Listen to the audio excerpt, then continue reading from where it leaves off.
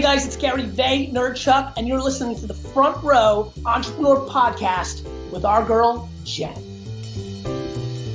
I am really excited to introduce you to Miriam Schulman, a watercolor and mixed media artist for over 20 years and founder of The Inspiration Place, an online art class site.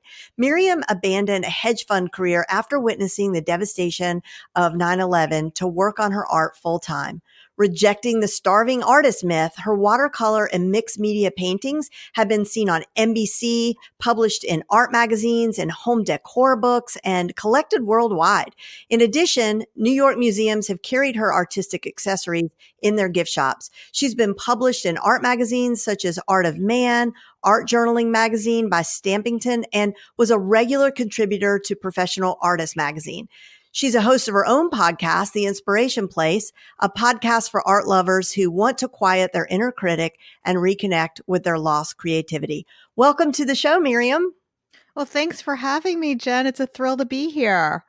You know, the Front Row podcast features interesting people who have deliberately decided to sit in the metaphorical front row of life and business. And you really are the poster girl for this in so many ways. But you know, it's interesting. There is nowhere in your bio. And although I've known you for a little while now, it wasn't until recently that I learned that you have some serious Ivy League credentials. You studied at Brown, right? And then MIT? Dartmouth. But like, I never wanted to be one of those people who leads with that. I know. You know, there's like, if people who go to Harvard, you know how they go, you know, they went to Harvard. Because they tell you. Right? You know, they like Rain Man, they work it into the conversation, you know, no matter, right, within the first 15 seconds of meeting them. So I just don't also consider it like a huge part of my identity. Yeah. I mean, you're absolutely, I mean, you and I are in the same mastermind, and we've met many, many times, and I've read your bio several times in different places, and would have never known if it just didn't come out just sort of because it was pulled out of you. And I just thought that was so interesting. And here you are with this thriving online business, teaching women how to paint. So can you please just bridge the gap from those early days going, you know, being an Ivy Leaguer? And by the way, what did you study at MIT? Wasn't it like AI or something? Yeah, it's computer science. Well, also the other thing is when you're trying to tell people that they can do it, you don't want them to think that they need a master's degree from MIT to figure out MailChimp. Do you know what I mean? It's like, so that's the other reason I kind of downplay it. But the thing is, Jen, is that I've always been somebody who had creativity. That was something that I've always done. Like when I was in high school, I drew my teachers. And it was mostly because I didn't believe I could make a living as an artist that I pushed that to the back burner. But I did have these other skills, and I leaned into that to become financially independent and build a career. So you're asking me like, well, how did I transition when 9/11 happened? And I actually was already on maternity leave at that time. When 9/11 happened, I just made a conscious decision that I was not going to go back to Wall Street and start living my life purpose. And so then what were the first steps that you took? I mean, it's a big jump. Yeah. A lot of times I'll shortcut the story because it does sound glamorous to say, well, 9/11 happened and then I decided to become an artist. But it actually didn't really work that way because I still didn't have that belief. And I'm sure, Jen, with the people you coach, that it does take a big belief to start a business, and they might struggle with that as well, whether it's becoming an artist or owning your own business. So the first thing I did was I actually started teaching Pilates. Okay. Yeah, right. And during that year when I was teaching Pilates and I was working for New York Sports Club, they were teaching me how to sell personal coaching packages. Okay. Mm-hmm. So that's when I had this aha moment, was like, wait a minute, I don't want to be hustling to sell personal training packages. I want to use these skills to sell my artwork. So that was really kind of like that in between bridge step from going to like, okay, I have a job where I'm making a paycheck to, well, I still kind of had a job and making a paycheck, but now it's like, all right, well, I actually have the skills and I can use these skills that they're teaching me how to sell Pilates packages to sell art and art classes. So that's how I actually made the leap and said, I'm gonna focus on this full time and let's see what happens. Well, I work with a lot of course creators and aspiring online entrepreneurs who think that you can only make money if you're selling something that makes people money, like a course about marketing or a course about funnels. So what do you say to those people? Yeah, I completely disagree with that. And I'm so glad you brought this up. So first of all, like we know Brooke Castillo is making $15 million or $25 million a year life coaching, right? Making people happier. So art is just one more way that you can make people happier. The real thing that you have to look at, whether you can make money in a niche like mine, is whether you have people who are, I forget who I heard say this, I think it was Russell Brunson, irrationally passionate. So art is something that people are irrationally passionate about. And there's niches like that, like golf or their pets, dog training, things that people are willing to pour their money into because they're passionate about it. And art is one of those things. So then how do you go about, like, tell us about the first dollar you made, I guess, with your online business. Okay. So with online, I've been doing this a long time. So first, like, I had to have proof of concept of selling something in person organically. Yes, I'm going to sell art and people want this. But when I made the leap online, so it was at least 10 years ago when I started selling online, I started on eBay. And that has kind of, I don't even know who sells on eBay anymore. But back then, there was nothing else to do online but shop. Do you remember that? Yes, the early days of the internet, there was no Facebook, there's no Instagram, there was only shopping. So that was a gold mine. If you had any kind of computer skills and you were an artist and you could figure out how to throw that up on the internet, then you could make sales. So now the marketplace is a little more crowded than that. But what happened when I was selling on eBay and then Etsy is I got approached by somebody who said, "Do you teach online art classes?" And that was, Jen, the first time I even heard of such a thing. I was like, what year was that? Oh gosh. 2012 maybe? Okay.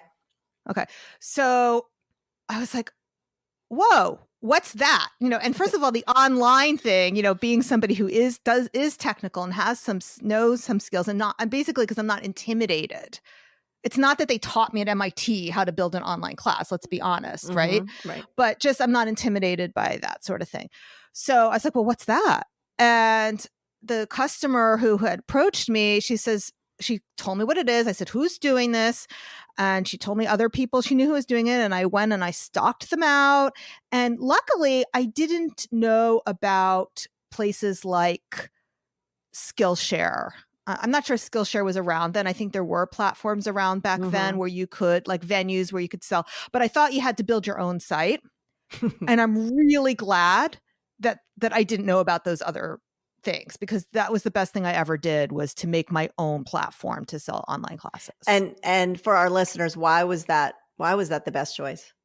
Oh yeah, because it's the same reason that I advise when I work with my clients now, like not to compete on Etsy. You really want to have your own site, your own platform, your own brand, your own messaging. It's a way that you don't have to compete with their lower prices that you might find in one of these bigger markets, that you can offer something that's very exclusive and very high end and personal.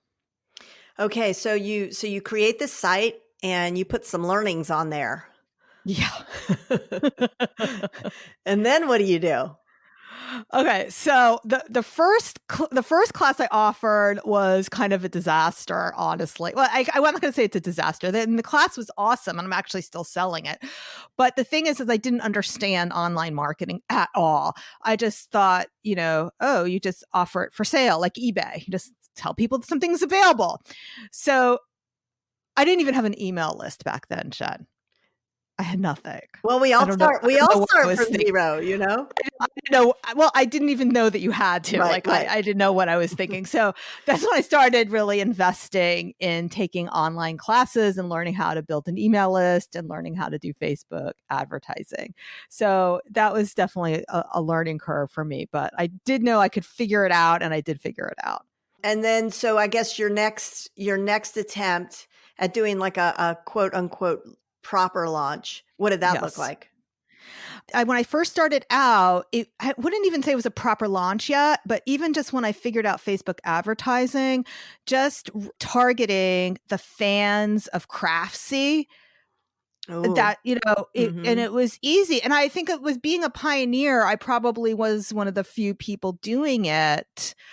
I don't even know how many people are doing it now. What I'm doing online, I mean, there's a lot of people.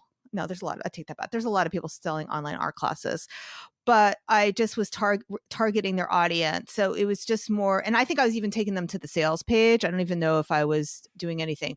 The next thing I tried was I put together the video series, and I have to admit, I did not take Jeff Walker's course, but I just basically reverse engineered somebody else's video launch. Mm-hmm. Yeah. So that worked really, really well with my audience. They loved it, giving them videos where you basically give them results in advance and then you sell them on taking the class. And then you've grown from your courses. You now have a membership site as well. And do you do also group coaching? I do. So I work with a small group of beginning artists, people who are just starting out. I call it my artist incubator. There's about 8 women in there right now. And I mean, they're even intimidated. When I mentioned MailChimp, they got all overwhelmed just by the word. Right. Right. So they're pretty much where I was 10 years ago. Not that they're going to build online art classes, but just how do they figure out how to sell their art? So I'm working with them on that. And occasionally I do take on private clients who are not necessarily artists, who just want to either learn how to start a podcast or any of these other things that I've done, because obviously it's not just for artists. All these things that I don't teach to my general audience, but I've learned how to do for myself for my own business. People do approach me to do coaching for that. So for the people who are coming to you for the art classes, not the business end of things, what is the promise to them? Yeah. So I give them very much a step-by-step on how to learn a painting process. My philosophy is that they shouldn't be learning just how to copy a project, but how to learn a process. And I'm sure that you Jen, when you're teaching business, you're also working to do that as well. You're teaching people how to build a system or a structure. Absolutely. Rather than how to copy your exact business. So it's really the same thing when I'm teaching art. I'm teaching people a process for painting so that when they go to make paintings, they can make it their own. So you're not like those, what do they call them? Sipping. Oh, I hate that. Yeah. What are they called? Paint and sit places. Yeah.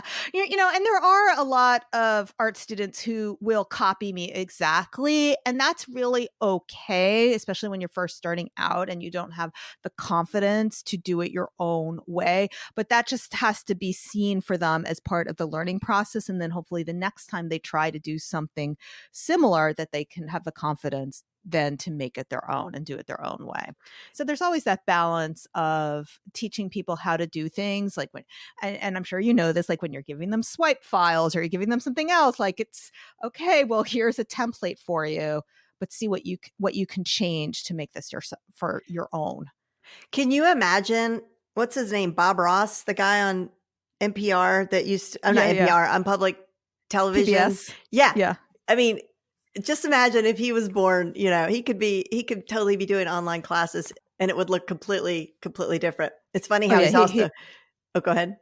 He'd be making a killing right now. Right. And he's turned into this icon suddenly as well. I see his face everywhere. Yeah.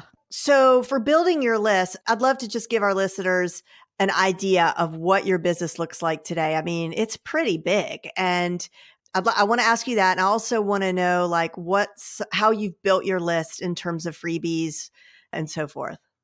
Okay, so the launches with the 3-part video series are huge. That's my best list building. And I get the most leads every time I launch. So that's why when people say, oh, I don't have a big enough list to launch, I just laugh at them, because that's how you build your list. I mean, that's part of the benefit of launching is the list building aspect. Not everybody who's going to buy from you, but now they become in your world. Such And a it's good every point. time, every time I've launched, it not just builds my list, but it builds everything. It builds all the followings in all the places, like Instagram, Facebook, now my podcast, now my, my mini chat bot. All these things grow with each launch. So the launch has a benefit besides just the fact that that's how you make money. Such a good point. Yeah. And then you were asking me about, oh gosh, I forgot the question. Where's your, like, I want my listeners to understand, like, really the size of your business, really, like it's pretty impressive. So. Yeah, I do a lot. I do have help, of course, which I know, Jen, that's something you teach a lot as well, is how to outsource. So I do have a team helping me. When I first started out, I would just, even when I first started out with what's an online class, I actually got a high school intern to teach me how to use a video camera and research what editing software I needed and what platform I should use. And he taught me, right? So that's something anybody can do. And I know you teach people how to use a VA. And I've always had these interns. And then a couple of years ago, I ended up hiring a college student who still works for me now. So she's full time with me. And I even have a second part-time person. I have a podcast editor. And sometimes I bring in copywriters to help me with my launches. So I don't do it all myself. I don't think you can or should do it all yourself. And of course, I've always invested in coaching because it's been really huge as well. So some key things here to really point out is that I really want to extrapolate from what you said back to, well, first of all, you invest in your business. So you have invested in learning, you have invested in support, and you have invested in coaching. It's a really scary proposition to people because they're very unsure if the ROI is going to be there. But I wouldn't you agree that those are just very necessary steps if you want to scale your business? Oh, yeah. And I always have kind of like a formula for figuring out when I'm going to invest. So, Jen, I don't know if you mind I share please about the copy that we just invested in. Can I get into those details? Yeah, please. Okay. So Jen and I just invested in Danielle Weil's beta program, a launch copy intensive. And I wasn't even sure if I wanted to invest the time in it. To me, actually, that was the biggest thing because, I'm not going to be showing up on every call. But she offered it at kind of a no-brainer price, $1,500, which to some of your listeners, I know that sounds like a lot of money, and it is a lot of money. But I also knew I was launching a program where I was going to be asking people to invest in me $500 each, which is pretty similar to what the launch that you're going to be doing as well. Mm-hmm. So I knew that even if her suggestions on my launch copy would bring me 3 new people, I would break even, right? So that's the kind of math that I will do when I'm trying to decide whether or not to invest in a certain kind of program. Is the knowledge going to help me bring in X number of people? What's my break even on it? So that's how I decide sometimes whether or not to invest in things. Yeah, it's such a smart way of looking at it. And can you also talk about what we've been doing and experimenting with the direct mails and like your investment in that, and your thoughts? Yeah. You know what? I'm really glad you brought that up. And in fact, I haven't actually read this book yet, but somebody recommended to me Over Deliver, and it's about that direct response marketing. Okay. Have you heard about that? Yeah. So you might want to include a link to that in your show notes. Sure.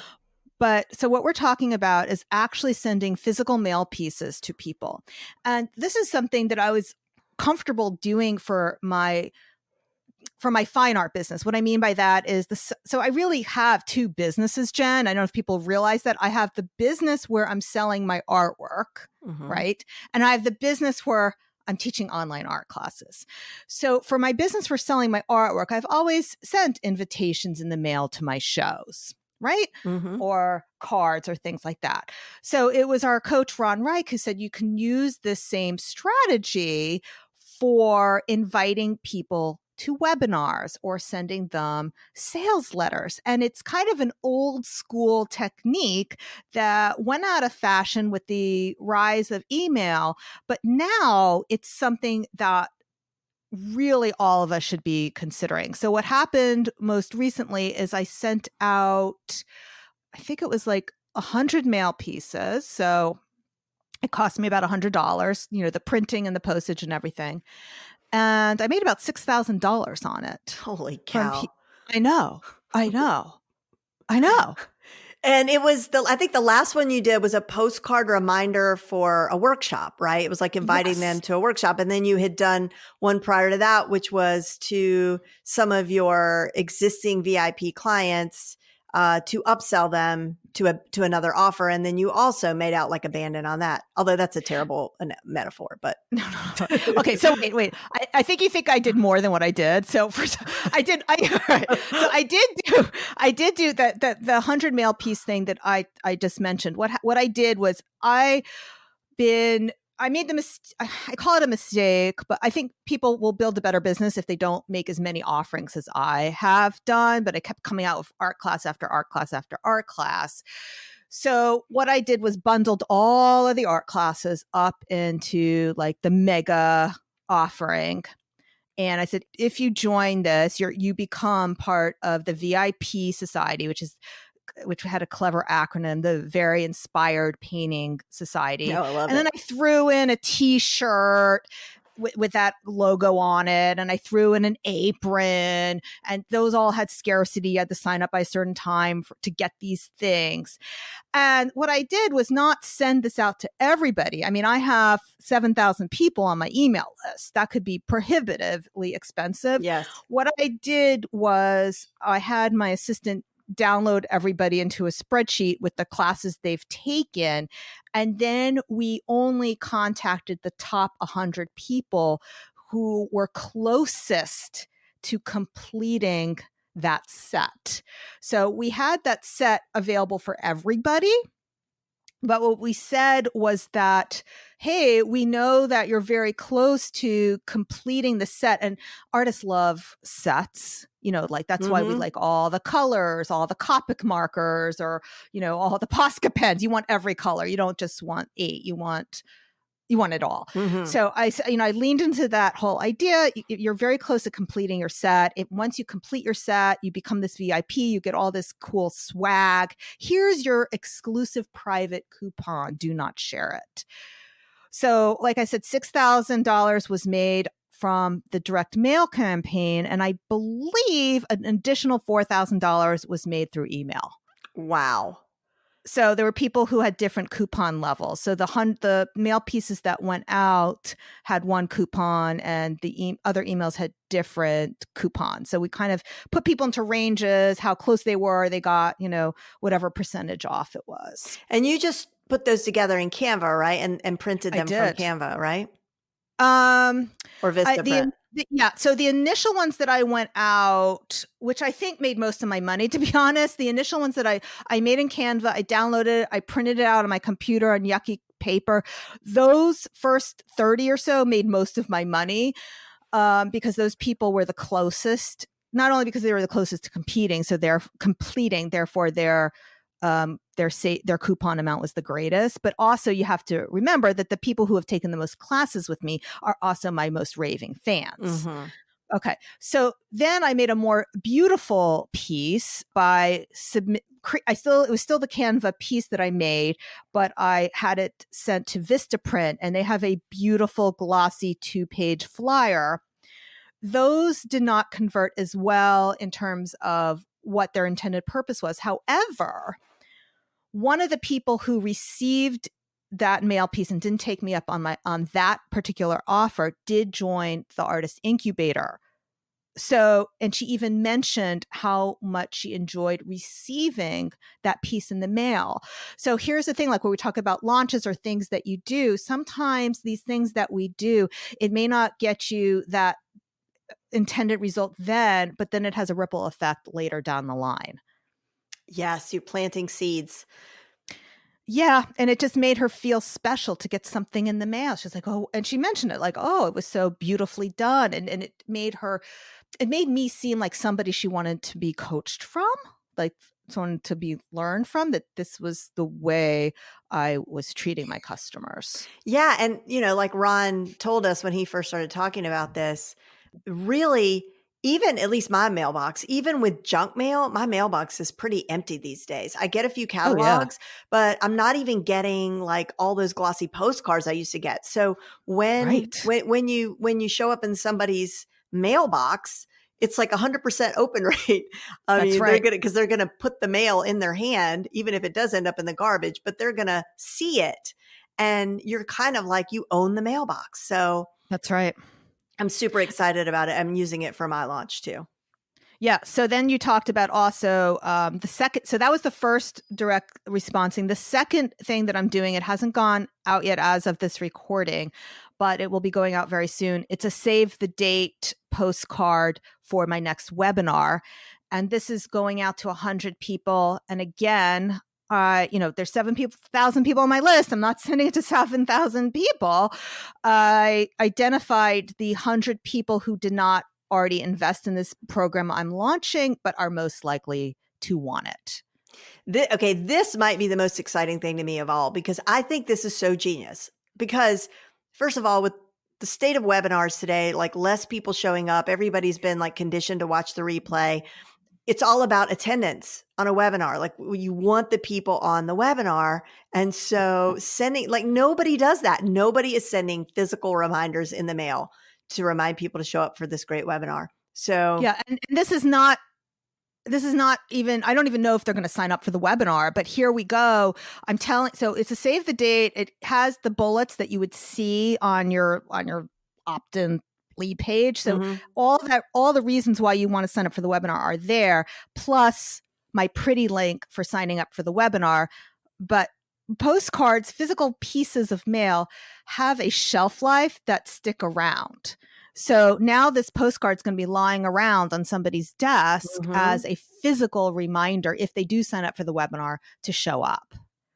It's so good, like how this old stale marketing method is now like fresh and hot. It's so exciting. I'm really excited about this. All right. So you've got so much going on. You're actually creating art. You're teaching art. You've got your podcasts. You've got your membership site. And now I understand you've got a book coming up. Tell me about your book. Okay. So the book did go out. My husband likes to write poetry. He's a real estate developer, but he likes to write poetry on the side. And he wanted to publish a book of his poems. So I had to convince, I didn't twist his arm or anything. I said, why don't we collaborate? And if I put my art in it, then we can launch the book to my list as well. And it becomes more of a collector's piece for people who like my art. So we collaborated on this. I curated art for the book, and it is available on Amazon right now. It's called A Writer's Sketch. And I really did put a lot of thought into the whole book launch process. Probably overdid it for a poetry book, but it was really important for me when I put something out in the world that I do everything to the same level of professionalism that I would anything else in my business, even things that are not as profitable. Does that make sense? What I'm saying? It does, but I want to make sure people don't confuse what you're saying with perfectionism, because I don't think you're that, because you do not get paralyzed by stuff. Like I have noticed, like you put it out there, you do it. Oh yeah. No. Yeah. I don't mean that.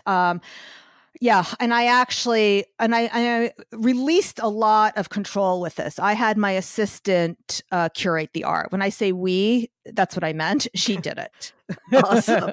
Well, I'll definitely put a link to that in the show notes. What does your husband write poetry about? Like, is there a theme to his poetry? Yeah, he has chapters and there are themes within it. He is also a big believer in, or he rants a lot about what he calls the invisible society. He really wants to bring people back to a more old-fashioned time, kind of like what we're talking about with this physical things.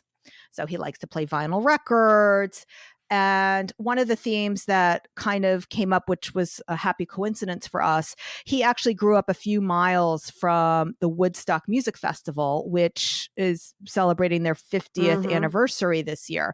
So the cover of the poetry book actually has Yasgur's farm on the cover where the Woodstock Festival was. And there are a lot of poems about his life growing up in the country, as well as his impressions of New York City, and then kind of themes about society. So those are the themes that he addresses in this collection. But he was a little kid though when Woodstock actually happened, right? Yeah, I guess he was 6, but he was only a few miles from the farm. So he said he remembers hippies skinny dipping in the pond in their backyard. And yeah, and his father was an egg farmer and couldn't get to deliver his eggs that day because of all the traffic on 17B coming up for the festival. So there's a lot of stories about Woodstock from his family. Yeah, I'm totally fascinated by it with the 50th anniversary and some things that they were talking about, I don't know, in some documentary or on CNN or something. And they were talking about how they were expecting 40,000 and it ended up being 400,000. And what it means to have that many people there who didn't bring water. There were no real bathrooms. From a logistical standpoint, I was like, what a nightmare that actually probably really was on a lot of levels. Yeah, I'm sure it was fun, but it was also probably pretty gross. Right. And it rained, it rained a ton. So yeah. Right. They didn't even have porta potties. I know. What the heck? Yeah. And it was days, right? It was a weekend or so. So anyway. All right. So you and I actually have something else in common besides our online businesses. And that is we've come out of the closet with our love for Real Housewives. And so I am going to test your Housewives knowledge. I'm only watch New York franchise. You only watch New York? Yeah. So if you have questions prepared for me, No. I know who Vicky is in the California. She's seen, right, I know she's been demoted to friend of, but the New York Housewives might, right. What are we going to do about Bethany? What the heck? Can we just share with your listeners how sick I am about this? My daughter and I, not only do we watch the episode, but we watch the Barbie reenactments with Heather McDonald does on Instagram. And then we even found this podcast with these two comedians. Basically, they script the whole thing, the whole episode by redoing the accents and everything and then throw in a couple of jokes. So it's like the show, the Barbie reenactments, the podcast. Sometimes we'll watch the show twice so we can pause and discuss and Google the outfits. I totally Google the outfits. I have bought outfits. Right. I bought one time Kyle Richards' outfit from Beverly Hills. I was and I knew I wouldn't be the only one who was Googling it. So sure enough, I typed in Kyle Richards and immediately it was Kyle Richards dress popped up and then it was already completely inflated on eBay. I had to get it on eBay, but whatever. Okay. No, this isn't New York. This is just a sound clip and you have to guess who it is. Okay. Oh no. And actually, I don't know if it's going to work through. Anyway, I'm gonna dub it in after the. But I only watched New York, so how am I going to know? You're still going to know. You're going to know who it is. Okay, ready? Let's see here. Is that the one from Orange County who got fat and then lost weight? Oh, Vicky, not Vicky. Not Vicky. The Shannon. other one. No, it's not Shannon. Although I saw her in the Orange County airport, and she was really like a toothpick. Okay. Oh, here we go. If you thought that I was cold before, hell has frozen over, honey. Okay, who's that? I don't know. I'm sorry. No, it's Erika Jayne. Yeah, I don't know. It's Erika Jayne. I couldn't make it. She's the one who's got the big blonde hair, and she's in Beverly Hills, and she's turned into a Lady Gaga sort of wannabe. But anyway, I didn't I know. I easy did for watch you. a season of Beverly Hills with Camille. The whole year, Camille was going through the divorce with Frazier, whatever his name is. Yeah, I found that fascinating. Well, I'm definitely going to link to the Barbie and you got to give me the links to the Barbie and the podcast, because I saw one of those Barbie segments on Instagram and it is hilarious and I need to start. Oh, hysterical. So shouts to Heather McDonald. She basically gets these Barbie outfits made that look like the outfits they wear on TV. Like it's Sonia wearing a dress with the pink flower bow in the front. Like they look just like they're themselves. It's really hysterical. Yeah, I think she's gotten quite a following. It's hilarious. Yeah. All right. So you got all this stuff, and I want to know about your podcast, because we haven't talked about your podcast. Like, what's it about? Who do you talk with? Tell us about your podcast.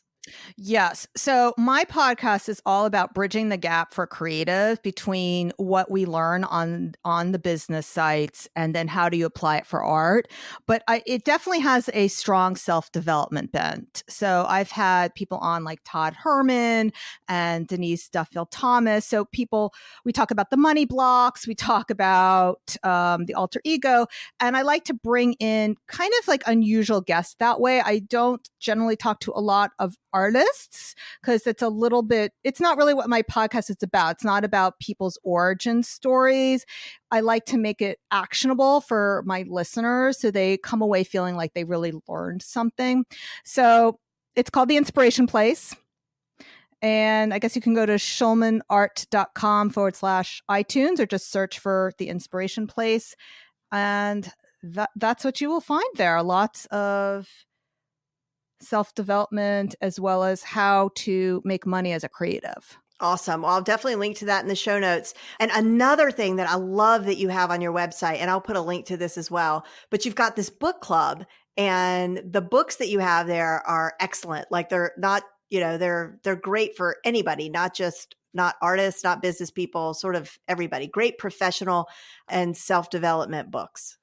Well, most of those people have been guests on my podcast. Oh, perfect. Yeah. So that's how I started it. Yeah.